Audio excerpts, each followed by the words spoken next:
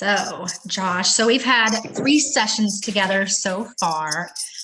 Tell me a little bit about your experience this far in, and how it's helped with your relationship OCD.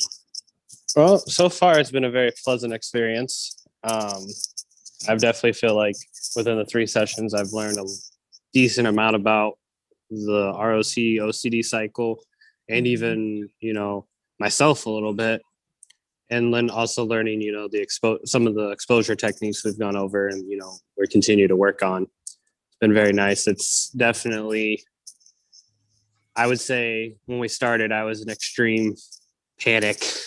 And within the 3 sessions, I'm down to almost little to zero panic throughout the day. Definitely still have, thoughts, but I feel like that comes with just the fact that it's still present in my day-to-day life with something I'm continuously working on. So that keeps, that process still in the mind, but it's not as empowering or affecting of my day-to-day life. Yeah, definitely. It's still early too. And it's a process. What did you try before this and how successful was it? Well, so I did, and I still kind of do therapy once a week with a licensed therapist, but we did more of the CBT therapy style, and we worked a lot on like traumas and depression. And for that side of me, like I feel like a much better partner. I communicate much better, but it never really helped the OCD side of things. Like I would still find myself in downward spirals. I would still find myself stuck ruminating on the relationship itself and putting probably a lot more meaning than it needed to have, really. Yeah, definitely. And so what have you liked so far in this process? What do you feel like has helped you the most? I would say definitely in this process, the most is just what's helped the most is just a lot of the exposure, just exposing yourself to the uncertainties of relationships and really just life in general. You can't, if you sit there and just keep questioning and doubting your relationship, well, of course, you're never going to feel like you've in a good relationship anytime. It doesn't matter if it's the partner you're with now or anybody. You got to be able to retrain your mind to think more positively and be more present in the moments to experience those times that really feel connected with your partner, because as we all know, life is tough and it won't give you a lot of those options, a lot of those chances to feel what your mind is ultimately hooked on feeling, in a sense. Yeah, definitely. For the people who maybe haven't reached out to get help yet, is it something you feel like people can do on their own by watching videos or joining a group, or no?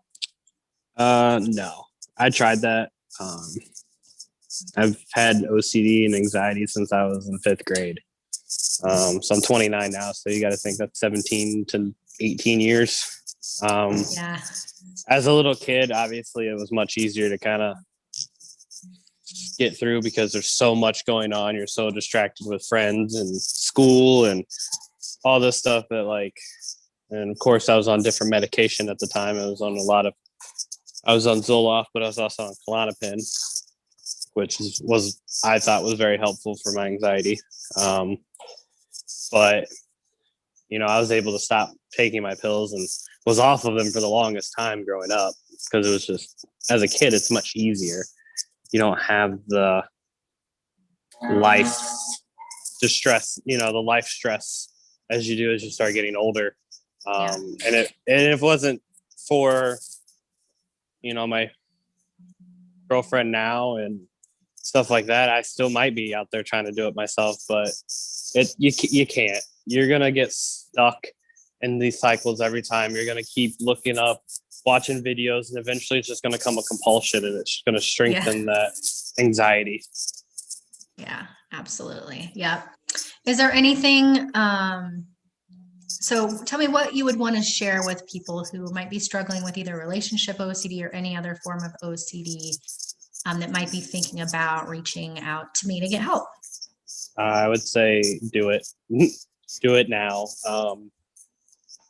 I feel like the longer people start waiting, the longer it's just going to strengthen the anxiety, and you're going to deal with True. this much longer in your life. And then it may go away. You may be able to get it go away, and you might be like, oh, I don't need therapy, or I don't need counseling or coaching, and something's going to happen, and it's going to get stronger, and it's going to hit you harder. That's just from my experience. As a kid, I got rid of it, but I did it with no real help. And I feel like it's been the most debilitating thing in my life for the last year. This whole past year and a half is kind of like a giant blur to me. Yeah.